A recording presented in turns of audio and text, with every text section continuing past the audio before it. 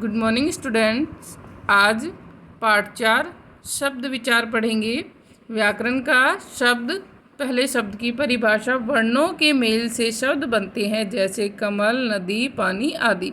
तो वर्णों के मेल से क्या बनते हैं? शब्द बनते हैं। तो शब्द की परिभाषा हो गई, निश्चित अर्थ को प्रकट करने वाले वर्ण समूह को क्या कहते हैं? हम शब्द कहते हैं। यानी कोई भी ऐसा शब्द जिसका निश्चित अर्थ हो वो क्या कहलाता है? आपका शब्द कहलाता है। कि जब वर्ण जो निश्चित अर्थ को प्रकट करने वाला वर्णों का समूह कैसा हो जिसका कोई निश्चित अर्थ हो, वही शब्द कहलाएगा। शब्द सार्थक होते हैं, यानी कि शब्द का अर्थ होता है। शब्द वर्णों की विशिष्ट क्रम से बनते हैं।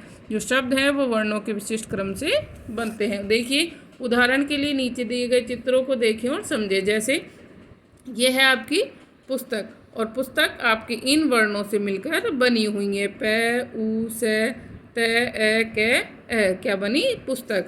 आगे शब्द जब वाक्य में प्रयुक्त होता है, जब इस शब्द को, यानी ये पुस्तक है, जब हम इसको अलग से प्रयोग करते हैं तो ये क्या है? शब्द है। लेकिन जब शब्द वाक्य में प्रयुक्त होता है तो वो क्या कहलाता है? पद कहलाता है। शब्द जब वाक्य में प्रयुक्त होता है तो क्या कहलाने लगता है? वो पद कहलाने लगता है। अब है शब्दों का वर्गीकरण। शब्दों का वर्गीकरण निम्नलिखित आधारों पर किया गया है। जो शब्द हैं उनका वर्गीकरण हमने 5 आधार पर किया है। स्रोत के आधार पर या उत्पत्ति के आधार पर। इसको उत्पत्ति के आधार पर भी बोलते हैं बेटा, उत्पत्ति के आधार पर या स्रोत के आधार पर। दूसरा, रचना के आधार पर। तीसरा, प्रयोग के आधार पर। चौथा, अर्थ के आधार पर। पांचवा, व्याकरणिक प्रकारों के आधार पर। स्रोत के आधार पर शब्द भेद।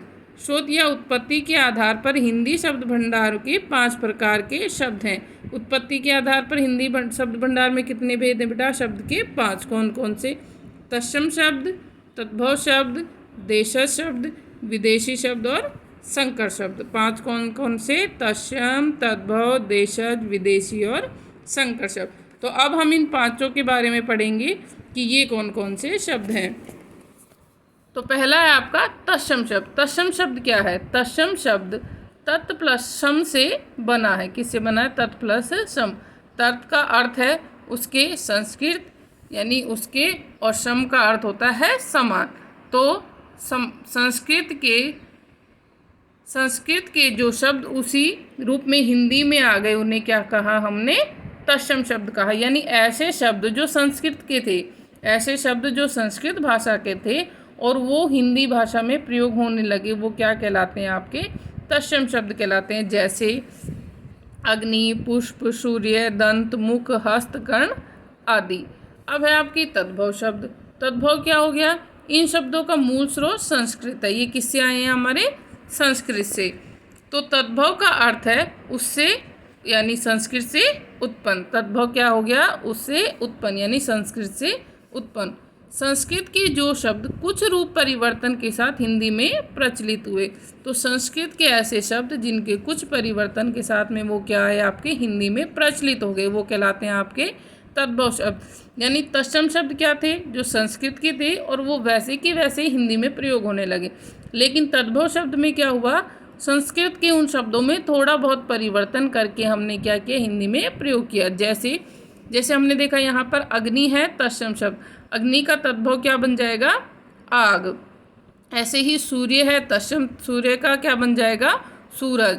दंत का दांत, मुख का मुंह, हस्त का हाथ, कर्ण का कान। तो ये क्या हो गए? इनको परिवर्तन करके ये क्या बन गए?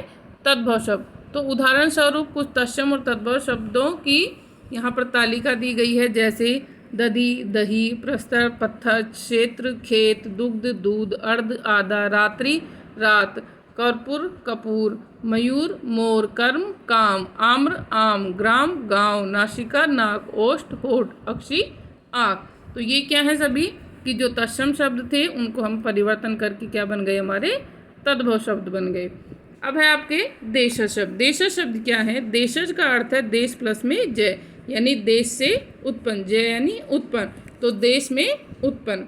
देश से समझ गए कि देश के शब्द हैं। हिंदी शब्दावली में देश के विभिन्न भागों एवं लोक भाषाओं से कुछ ऐसे शब्द आ गए जिनके स्रोत का ठीक से पता नहीं चलता। ये शब्द हैं देशज शब्द कहलाते हैं। यानी कुछ ऐसे जो हमारी लोक भाषाओं के ऐसे शब्द हैं जो आ गए और इनका हमें पता नहीं कि कहाँ से है, लेकिन ये क्या है, हिंदी में प्रचलित है। जैसे गाड़ी शब्द है, गाड़ी, भिंडी, पगड़ी, लोटा, जूता, खिड़की, डिबिया, थप्पड़, पैसा, तेंदुआ, ये सभी शब्द क्या हैं बेटा, ये देशज शब्द हैं। यानी ऐसे शब्द जो लोक भाषाओं के शब्द हैं और उनको हमने क्या करा, हिंदी में प्रयोग होने लग गए, वो क्या कहलाते हैं, आपके देशज शब्द। अब है आपके विदेशी शब्द। विदेशी शब्द क्या है, आगत का अर्थ हुआ आया हुआ। विदेशी यानी आगत, इनको आगत शब्द भी कहते हैं, आया हुआ। जो देशी शब्द थे यानी वो हमारी लोक भाषा के थे, विदेशी शब्द हो गए यानी कि वो विदेश के शब्द हो गए। आगत शब्द वे हैं जो दूसरी भाषाओं से हिंदी में आ गए हैं। हिंदी में अरबी, फारसी, उर्दू, अंग्रेजी, पुर्तगाली, तुर्की, चीनी आदि विदेशी भाषाओं के अनेक शब्द आ गए हैं। इन्हें आगत या विदेशी शब्द कहा जाता है। यानी जो दूसरी भाषाओं के शब्द हिंदी भाषा में प्रयोग होने लगे वो क्या कहलाते हैं, आपके विदेशी शब्द। जैसे अरबी शब्द हैं आपके अखबार, आईना, आज़ाद, किताब, कुर्सी, तबीयत, नुकसान, फ़ायदा, मुहर, ये सभी हम हिंदी में प्रयोग करते हैं, लेकिन ये शब्द कौन से हैं, अरबी शब्द। ऐसे ही फारसी शब्द में हो गए आदमी, आसमान, ज़मीन, जानवर, सिफारिश, मजदूर। अंग्रेजी के हो गए अपील, डॉक्टर। डॉक्टर देखो हम अधिकतर हिंदी में डॉक्टर लिखते हैं। College, driver, photo, train, bank, police, engineer. पुर्तगाली आलपीन, अलमारी, कनस्तर, तौलिया, बाल्टी, साबुन।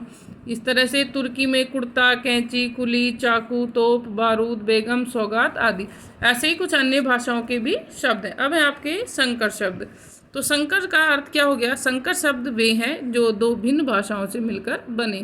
संकर का अर्थ क्या हो गया कि आपके जो अलग अलग भाषाओं यानी दो अलग अलग, जैसे देसी और विदेशी से मिलकर बने हो, ऐसे शब्द क्या हो गए, या हिंदी अंग्रेजी से मिलकर बने हों, उर्दू फारसी से मिलकर बने हो, ऐसे शब्द क्या हो गए, आपके संकर शब्द हो गए। जैसे रेलगाड़ी, तो रेल शब्द है अंग्रेजी का और गाड़ी शब्द है हिंदी का, दोनों मिल गए रेलगाड़ी, तो ये कौन सा शब्द हो गया, आपका संकर शब्द। ऐसे टिकट घर यानी टिकट प्लस में घर, टिकट किसका, अंग्रेजी का, और घर किसका हो गया, हिंदी का। छायादार, छाया यानी संस्कृत का, दार फारसी का। तो इस प्रकार से जो अलग अलग भाषाओं के शब्द मिले वो क्या कहलाए, आपके संकर शब्द। यानी दो अलग अलग भाषाओं के शब्द क्या कहलाए, आपके संकर शब्द। तो आपको ये सभी याद करने हैं। Thank you.